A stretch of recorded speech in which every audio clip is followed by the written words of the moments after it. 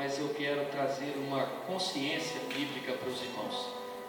Quando o pastor Bruno estava conversando conosco aqui nessa manhã, naquela manhã que nós tomamos um café aqui, não, tem que ficar de pé, ninguém pode cair, tem que ficar sustentado, sustenta o bichinho aí. Irmãos, isso aqui já começa a ter uma mensagem. Aqui, olha lá, você está vendo? Está perdendo a sustentabilidade por causa da cola, entendeu? Mas vamos tentar mais uma vez. Vai estar derrubando o outro. Está vendo? Você sabe o que é isso aqui? Aquele que está de pé, olha para que não caia. Pegou aí? Entendeu? Pegou? Então é assim, um do lado do outro. E um ficou de pé, o outro caiu. Queridos, abra sua Bíblia aí. No livro do início de todas as coisas, de Gênesis, capítulo 8. Sempre que eu sou convidado a ministrar uma palavra, eu penso quem é mais doido, quem convida ou quem aceita. Porque quando a gente vê os irmãos aí pregando, a gente fica assim, eu vou ficar assim, quando eu crescer eu vou ser assim, né? Fala a verdade. A gente fica observando sem demagogia, isso é fato. Nós ficamos olhando e vendo como Deus tem alimentado a igreja através de seus céus. Gênesis capítulo 8. Quantos acharam? Digam graças a Deus. Graças a Deus. Amém. Diz assim a palavra do nosso Deus em negrito, no subtítulo da sua Bíblia, talvez está escrito o fim do dilúvio. Então Deus se lembrou de Noé, de todos os animais selvagens, de todos os animais domésticos que estavam com ele na arca. Deus fez soprar um vento sobre a terra e as águas começaram a baixar. Fecharam-se as fontes do abismo e também as comportas dos céus, e a chuva do céu se deteve. As águas iam escoando continuamente da face da terra.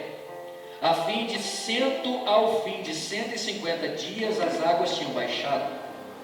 No dia 17 do sétimo mês, a arca repousou sobre as montanhas de Ararat, e as águas continuaram a baixar até o 10º mês.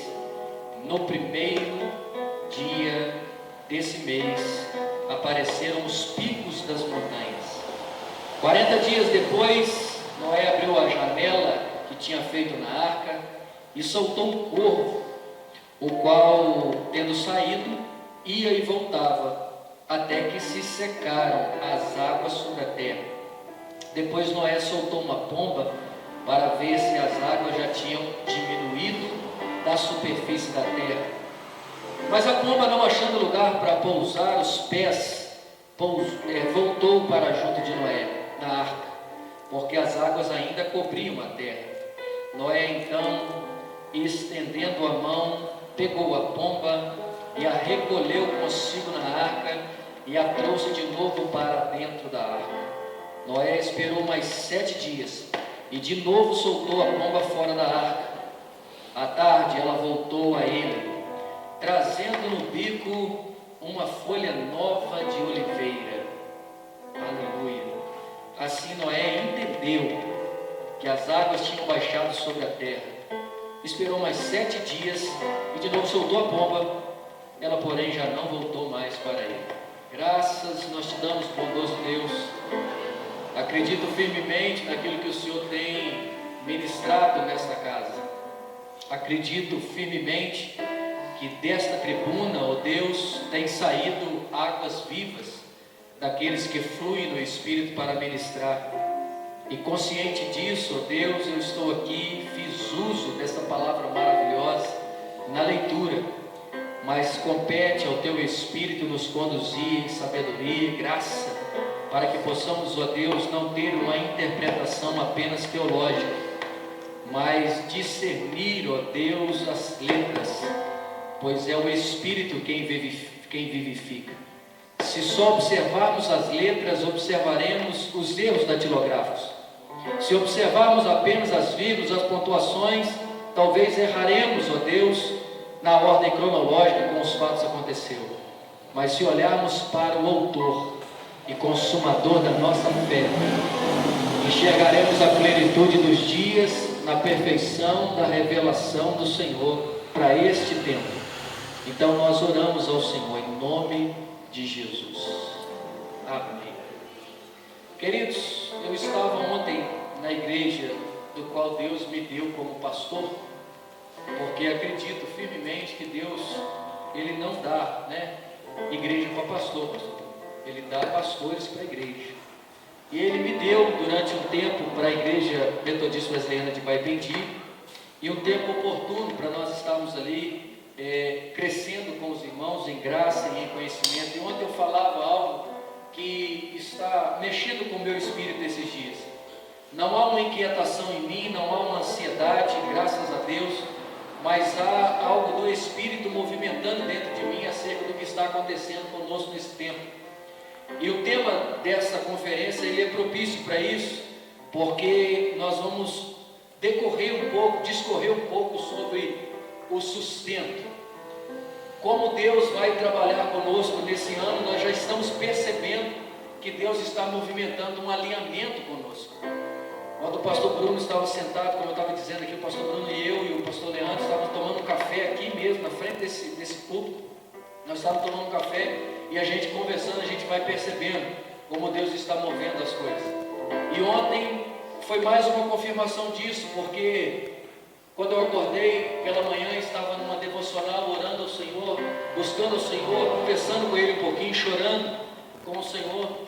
Ele ministrou algo no meu coração e eu me voltei um pouco à escola de onde fui formado no ensino fundamental. E lembrei do que acontecia no ensino fundamental. O ensino fundamental, está ali a professora que esteve com a gente lá no projeto social. A gente não conseguiu elaborar ainda, por causa falou que ia voltar, não voltou, mas não se apagou. Apenas ficou assim em silêncio por enquanto, não se apagou, só silenciou. E o ensino fundamental da minha época, que não é tão longe, amém, irmãos? Pode ser na sua. Na minha não. A minha é pertinho. Eu quase que me lembro que foi o ano passado. Foi uma coisa assim. Fica velho quem quer. Entendeu? A gente fica renovado, né, mano? Mas eu me lembro que a professora, ela aplicava uma matéria diante da pedagogia que ela vinha formada para executar. E ela vinha nos instruindo, nos ensinando acerca das ciências naturais, daquilo que é natural e de psique natural de aprendizado. Mas ela dava a matéria, nós prestávamos atenção no quadro, na lousa, e você sabe muito bem o que eu estou falando. Não adianta você fazer essa cara, não sabe o que é, que você sabe. Hoje é online, né? Mas eu me lembro muito bem que uma professora minha de geografia, ela falava com a gente assim: olha, presta atenção no que eu estou ensinando, porque aqui é a escola que ensina para vocês as ciências naturais, psíquicas, sociais. Mas a escola do qual vocês vão sair daqui, a escola do mundo, não tem a paciência que eu tenho, porque ela não recebe salário para aplicar o que eu aplico. E cuidado, vocês vão aprender com a escola do mundo apanhando. Eu não posso bater em vocês, mas a escola do mundo vai bater. Eu não prestei atenção naquela frase, eu lembro hoje. Depois de apanhar muito da escola da vida, eu fui aprender o que era que ela estava dizendo naquele dia. Mas ela ensinava outra coisa. Ela dizia assim, na semana, no mês da prova, ela falava assim: a gente vai fazer uma revisão, porque nós estudamos o mês todo sobre uma matéria, e agora a gente vai fazer revisão para a prova. Aí o coração já acelerava, porque está acontecendo a revisão. E na semana que vem vai ser prova. Eu lembro que quando fui cursar o meu seminário teológico, era assim: eu viajava 70 quilômetros para estudar, 2 sábados eu estudava, terceiro fazia trabalho, no quarto fazia prova.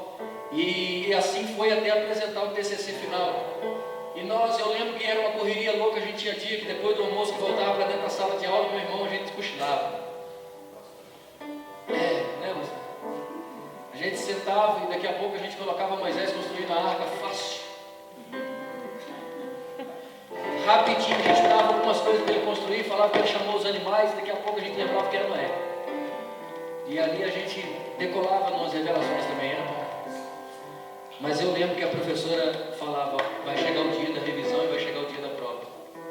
E, irmãos, deixa eu falar uma coisa para os irmãos, que tem sido ministrado a mim. Nós estamos no tempo da revisão. Jesus está revisando a matéria. E a matéria é o Evangelho. Ele está revisando a matéria e Ele está nos relembrando de coisas primordiais que nunca deveríamos ter esquecido. E para se falar disso, por isso que Deus colocou em meu espírito o Gênesis, porque é o início, o princípio de todas as coisas. É no Gênesis que nós vamos apresentar, vai ser nos apresentada a derrota de Satanás e não o Apocalipse. Se tivéssemos prestado atenção um pouquinho mais, nós lemos. Mas que bom que está em tempo, porque a matéria está sendo revisada. Então, vamos despertar. Está na hora da gente revisar a matéria, porque vai vir a prova.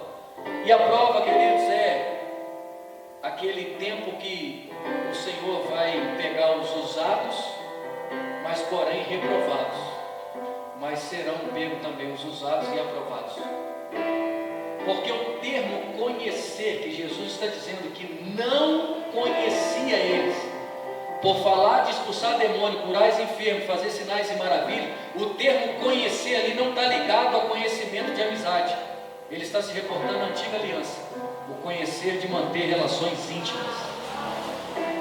Então ele está dizendo, vocês conhecem o meu nome, mas não se relacionaram intimamente com o Filho do Homem, do qual veio para ser revelado a vocês. Então vocês conheceram o poder, não foram para a intimidade comigo, então eu não conheço vocês. Apartai-vos de mim, porque eu não conheço vocês. Vocês me conhecem, vocês sabem meu nome, vocês sabem até usar o meu poder, mas vocês não entraram num lugar de intimidade, não se tornaram um lugar. Porque muitos de nós conhecemos o endereço de nossas igrejas templárias, assim como Judas conhecia o Getsemane, mas conhecer o lugar da oração não fez ele se tornar um lugar de comunhão. Isso aí. Ficou? Não adianta você conhecer o lugar da oração se você não ora, o lugar do jejum se você não jejua, onde Cristo se manifesta se você não flui. Não adianta só ouvir falar dele, a gente tem que ir nele, se tornar um só com ele. E aí vai acontecer aquela fusão de João 17, o Pai em mim, o Espírito neles, eles em mim, e nós vamos fazer uma fusão e vamos nos tornar um. Aleluia. Acho que eu me perdi já aqui. Vou voltar aqui, que é um negócio gostoso aqui de falar desses assuntos. O Gênesis então vai nos apresentar o fim. O Gênesis não vai nos apresentar apenas o início, mas o fim maravilhoso da igreja. O fim que ele vai relatar no seu capítulo 3, que vai acontecer um fenômeno de contaminação do pecado em quem tinha um antídoto. Quantos entendem? Diga amém. É diferente do que está acontecendo conosco nesse tempo. Você toma 3 doses da vacina e a gente se contamina. É diferente isso. Você não vai até as UTIs como estava acontecendo. O antídoto está sendo aplicado, está evitando o desempenho. Mas o antídoto que foi aplicado no corpo glorificado, quando a serpente feriu o calcanhar, o corpo dele já tinha imunizante contra o pecado. E aí veneno de serpente não contamina corpo glorificado, porque a hora que ela morde o calcanhar, ele pisa a cabeça, ainda tem força para esmagar a cabeça do diabo. Então quem esmaga a cabeça do diabo é ele. E aconteceu tudo isso no Gênesis. O que é lindo é que o Gênesis é o fim, mas é o fim do nosso inimigo e o início do nosso amigo, do nosso irmão mais velho. Quando a Bíblia vai dizer até o capítulo 5 que uma geração toda está sendo deixada, mas está sendo prenunciado uma prefigura de Cristo, que Noé era essa prefigura do pregoeiro do Evangelho, o pregador do grande barco, que outrora não havia instrução nenhuma na cabeça dele, cara, para construir barco. A terra era bem seca e árida, e por isso que ele foi taxado como louco. Alguns não deram importância, mas deixa eu virar uma chave para nós aqui. Tem hora que está todo mundo pensando que a gente é louco, né? A gente balança o corpo, a cabeça, a gente rola, a gente dá uns coices no ar, um soco. Mas tem gente ajudando a construir aquilo que eles não vão morar. Noé não construiu só com seus filhos, não. Teve gente que passou ali, zombou dele, mas falou assim: eu vou te dar uma mãozinha, cara. Eu estou achando você louco demais, mas eu vou ajudar você a pegar essa madeira.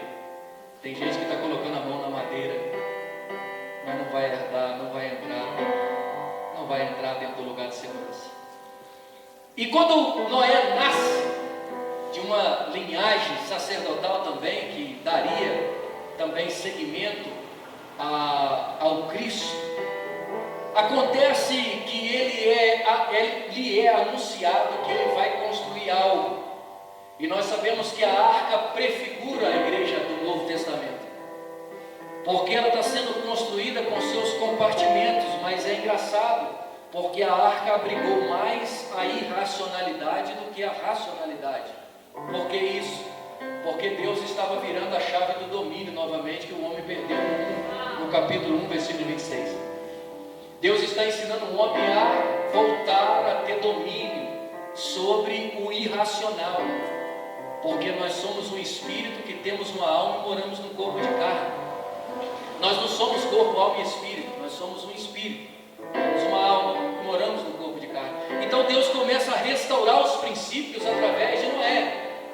Só que diz a Bíblia que, como toda restauração, Ricardo, vai acontecer contato, vai acontecer ainda alguns processos delicados, porque Deus está restaurando, Deus está reformando, Deus está reconstruindo, porque não havia um plano B, é o plano original sendo executado ainda.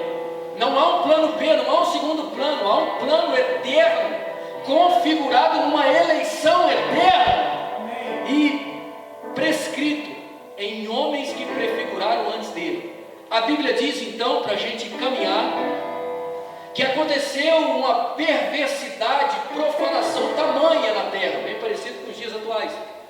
Aconteceu uma profanação ao ponto de homens olharem para prefiguras angelicais e querer manter relações com elas. No caso da casa de Ló, que eles vão, e quando os homens entram, os homens iam destruir, e eles não sabem enxergar a santidade. Então quem não sabe enxergar a santidade fica na carnalidade, que é contato carnal. Então eles pedem, joga eles para fora, porque nós não entendemos quem são eles, nós queremos relacionar carnalmente com eles, e quem se relaciona carnalmente fica cego. Aí todo mundo vai ficar cego naquele dia. Por quê? Porque eles querem ter relação carnal com quem é espiritual.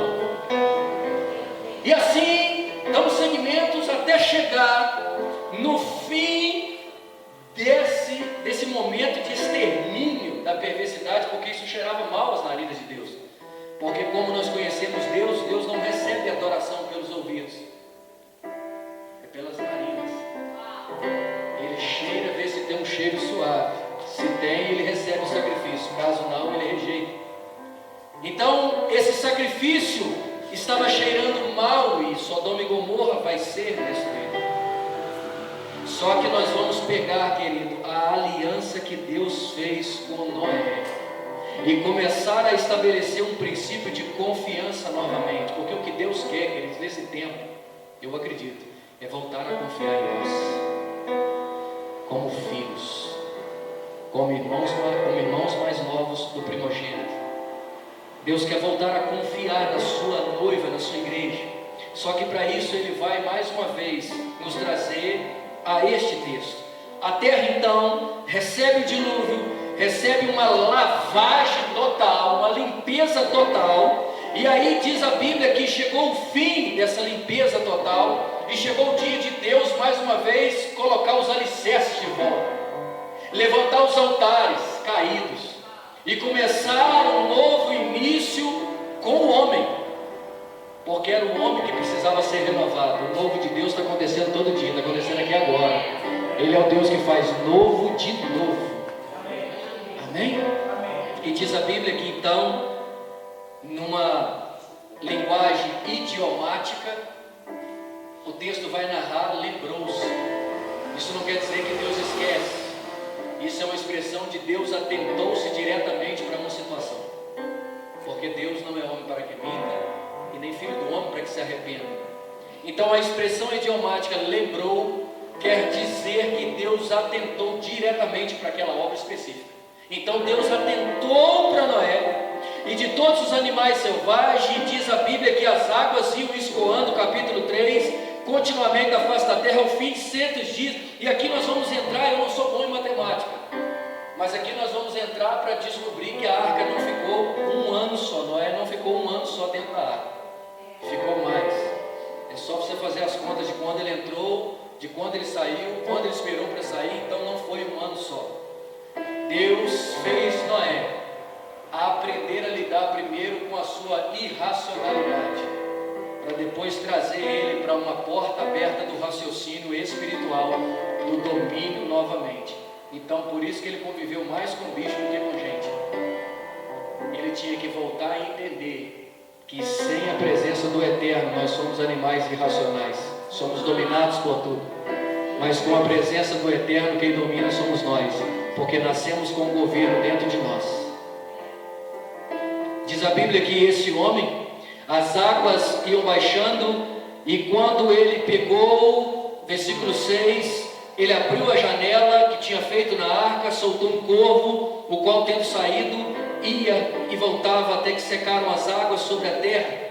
O corvo não deu para Noé a esperança, porque o corvo saiu e o seu instinto era comer carne, e com as águas baixando, o corvo não produzia esperança, porque a única coisa que ele via era aquilo que alimentava ele individualmente. Possamos aprender com os animais um pouco, com as aves, com os peixes, com as árvores. Esse corvo se alimenta de carne, e quando ele vai, ele não traz nenhuma esperança, não é? Porque a nossa esperança precisa acabar na carne, irmãos. Amém? A nossa fé precisa ser tirada da carne. A nossa esperança, a nossa visão de mundo precisa ser sustentada por algo espiritual. E aí o corvo vai e volta e Noé não entende nada. Mas aí ele pega a pombinha, porque a pomba não é um animal carnívoro, não é uma pomba dos nossos dias. Eu não vou entrar no mérito de explicar qual era, depois você estuda mais um pouquinho, porque os nossos dias hoje comem carne. Mas essa não, o instinto dela não era carnívoro, o instinto dela era espiritual, porque o que ela traz para Noé é o galho que simboliza a verdadeira videira. Quando Noé então esquece a pomba e olha, esquece o corvo e olha para a pomba está trazendo um galinho. Isso significa o quê? Que pelo menos as árvores já não tem água mais. Quem anda na esperança do Espírito produz uma visão profética de futuro. Mas mesmo produzindo uma visão profética de futuro, esse homem agora vai adquirir um domínio de prudência. Por quê? Porque ele sabe que as águas baixou ao ponto do galinho, a pombinha conseguir pegar. Mas ele sabe que ainda existe um solo escorregadio. Aleluia. Não se engane nesses dias. Se o solo está escorregadio, se há dúvida, não faça. Se ainda não tem paz, não faça. Não saia do lugar onde você está. Não saia do emprego que você conseguiu por uma mera coincidência ou um instinto de revolta, insatisfação. Não saia da igreja. Não estou falando isso porque sou pastor. Não, queridos. Não saia do lugar que Deus estabeleceu para você nesse tempo, enquanto não houver segurança, sustentação. Diz a Bíblia que Noé sabe que a pomba voltou e trouxe para ele um galho da oliveira. Achando o lugar, não pousou os pés. Noé, estendendo a mão, pegou a pomba que recolheu consigo, trouxe. À tarde ela voltou, ela trazendo no seu bico uma folha nova de oliveira. A folha de oliveira nós sabemos que significava a esperança, como eu disse. Assim Noé entendeu que as águas tinham baixado da terra, e esperou mesmo assim mais 7 dias. A esperança de sair num terreno firme. Ele aguarda mais um pouquinho, porque ele sabe que a água baixou, mas poderia ter um solo escorregadio. Então não tem sustentação. Aquilo que não dá a estabilidade para esses dias. Aprendemos isso com Asaf. Quando Asaf diz: quanto a mim, os meus pés quase se desviaram da sua presença, porque eu olhei com os olhos da carne para aquilo que eu deveria ter avaliado no Espírito. E toda vez que houver uma avaliação carnal, nós não vamos conseguir discernir o que está acontecendo. E o perigo disso são vários, eu quero citar apenas um. O perigo de uma avaliação carnal daquilo que é espiritual é nós deixarmos de sermos geracionais nesse tempo. Houve uma mulher, pastor Leandro, que olhou da janela e viu um homem dançando, cheio do espírito da alegria. Só que ela chamou ele de leviano, e a madre dela secou. Tudo que julgamos na carne, sem discernimento do Espírito, aqueles que estão se alegrando espiritualmente, aqueles que não discernem o Espírito seca, mas aqueles que estão no Espírito multiplica, prospera, se enriquece da presença do Espírito. E é isso que nós precisamos nesses dias, porque a Bíblia vai dizer que à tarde ele voltou trazendo no bico, mas aí Noé esperou. Mas o que aconteceu?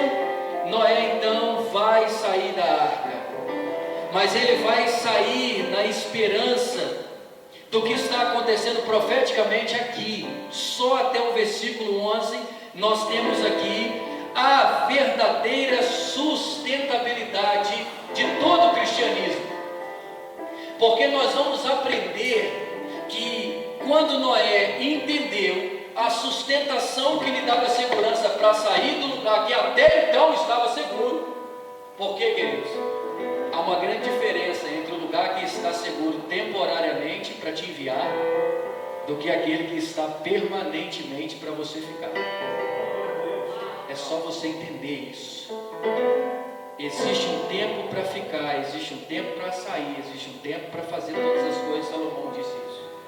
Só que aqui, queridos, eu tenho que caminhar para o fim. Eu precisava falar algumas coisas com os irmãos, mas eu quero ser bem sucinto, mais profético.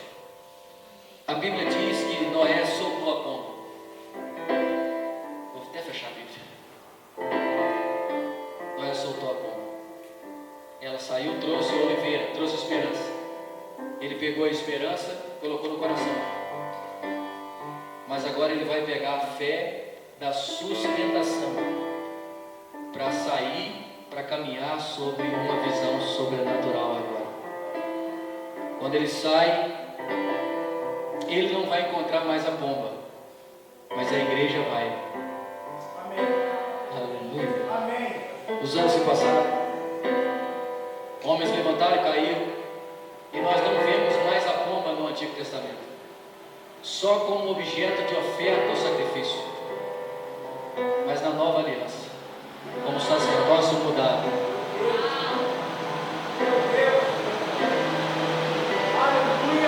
houve um dia que um advento aconteceu. O conhecimento embrionário da eleição se revelou em João. Pegou isso? Só se revela dentro do ventre quem um dia teve dentro do ventre. Eleitos nele, antes da fundação do mundo. As crianças se agitaram dentro do ventre quando se conheceram através de suas mães. Mas João não viu Jesus nascer. Diz a Bíblia que um dia o Jordão está sendo o palco do batismo, do arrependimento. João sentiu Jesus dentro da barriga de Isabel. Maria e Isabel conversando, as crianças, criança pentecostal. As crianças se agitaram, pentecostal, fogo puro. João não viu mais o seu primo. Mas houve um dia que existia uma multidão escutando ele perguntar: quem que ensinou para vocês fugir da ira vindoura? Raça de víboras. Ele está dizendo o seguinte: passou um tempo, vocês não aprenderam só a morder no calcanhar, vocês estão disseminando o veneno. Porque a víbora não apenas tinha suas presas, ela também lançava veneno. E é por isso que João está dizendo: raça de víboras aos escribas e fariseus. Vocês evoluíram para lançar veneno à distância, mas vem uma íngua. Quando ele falou, vem um aí que é maior que eu, do qual eu não sou digno de desatar a sandália dos seus pés. Aquele que Moisés falou com ele, tira, aquele que Deus falou com Moisés, aquele que usou o lugar santo para dizer para Moisés, tira suas sandálias porque você não é o Salvador. Tira suas sandálias se você pisar aqui, que aqui é um lugar santo. Aquele que revelou sobre o ato de tirar as sandálias, está vindo aí. Só que João agora parou e escutou a voz do seu coração. Querido, sabe quando? Eu tenho certeza que nós vamos entender o que é ser sustentados quando passarmos a ouvir a voz do reino de Deus que está dentro de nós. Amém. Glória a Deus. João ouviu a voz do reino, arrepiou. Está acontecendo alguma coisa diferente. Eu estava só batizando pecador, mas eis o Cordeiro de Deus. Aleluia! Aleluia! Eu sinto ele aqui, sabe? Aleluia! Eu sou muito chorão, irmãos, mas quando eu estou falando dele, eu pioro 10 vezes. Sabe o que é o cara parar assim os batismos e falar assim, para tudo, para tudo. Ele chegou. Eis o Cordeiro de Deus, que tira o pecado do mundo. Quando chegam homens na terra, são águas que se abrem. Mas quando chega o Rei da Glória na terra, é os céus que se abrem. Glória a Deus! Aleluia! Agora já não é o rio falando, mas é os céus declarando: eis aí o meu filho amado, em quem tenho todo o prazer. Aleluia! E aí a pomba que não encontrou ninguém para descer sobre ele, cara, voltou ela. Aleluia! Ela voltou e falou: agora eu vou pousar sobre ele. E depois dele vai ser nele, nela, nele. Porque depois que eu pousei nele, eu vou pousar em um monte de gente. E só há um jeito de nós sermos sustentados nesse tempo, reconhecendo isso, reconhecendo que o ruach, que antes era pneu, mas depois se tornou um vento veemente e impetuoso, veio para dentro novamente. Como forma de o nosso irmão mais velho, do primeiro, primogênito. Ele veio primeiro para depois a gente vir. E a palavra cristão foi reconhecida originalmente, não como crentes, não como frequentadores de igreja, não como rotineiros dentro de um culto, mas a palavra cristão, seu significado etimológico é pequenos cristos. E só vai ter um jeito de nós encontrarmos sustentabilidade nesse tempo, voltando a ser pequenos cristos, entendendo que nós somos dele, porque por ele, para ele são todas as coisas.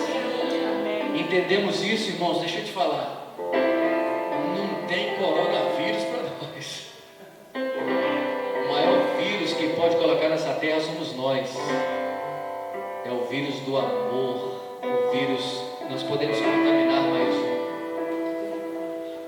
E em muito significado de sustento, eu gosto de um particular do hebraico, que liga a palavra amém, que vai sair apenas do sustento alimentício e vai para a sustentação do lado a lado, corpo a corpo. Ela vai sair da palavra sustentabilidade de ter um alimento e vai para o sustento daquele que não vai te deixar cair. O amém. Aleluia. E para finalizar, nós precisamos entender que Jesus ainda está vivo. Nós vamos precisar voltar a entender. Eu vou voltar no Gênesis só mais um pouquinho. O dia que aconteceu algo lá no Gênesis para nos mostrar ele, o que ele significa, dentre muitas coisas que ele significa. Diz a Bíblia que um dia aconteceu algo. Moisés foi falar com Deus e falou assim: eu quero ver a tua face. Deus falou: você vai morrer, cara. Você não sabe o que você está pedindo. Você já fez um pedido ousado para Deus? Fala a verdade. Você já fez um pedido ousado? Tem gente que fica querendo ver, não é, pastor? Tem gente que fica assim: Senhor, me mostra o querubim, me mostra o serafim com asas, me mostra, Senhor.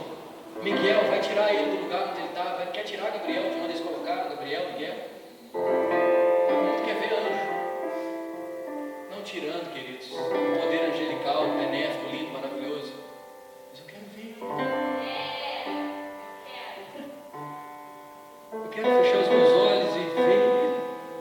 Aí Moisés falou assim: eu quero ver o Senhor. Você vai morrer. Mas para me ver na antiga aliança, antes que ele seja revelado na nova, põe o rosto nele. Se você conseguir colocar o rosto na fenda da rocha, você vai conseguir me ver de costas. É sinal de que eu estou indo na sua frente. Você vai me conhecer depois. Você vai ver o meu rosto quando você colocar o seu olho na rocha. E Moisés não o conheceu fisicamente, mas ele foi revelado na nova aliança. Ao ponto dos discípulos perguntar: quem é o Pai? Vocês estão comigo há tanto tempo e ainda me perguntam quem é o Pai. Nos revela o Pai. Vocês estão comigo há quanto tempo? Não está pedindo revelação do Pai. Queridos, Cristo está conosco. Ele é a rocha firme e inabalável desse tempo. E nós só vamos encontrar sustentação quando nos firmarmos nele, quando nos consolidarmos nele, quando nos alicerçarmos nele.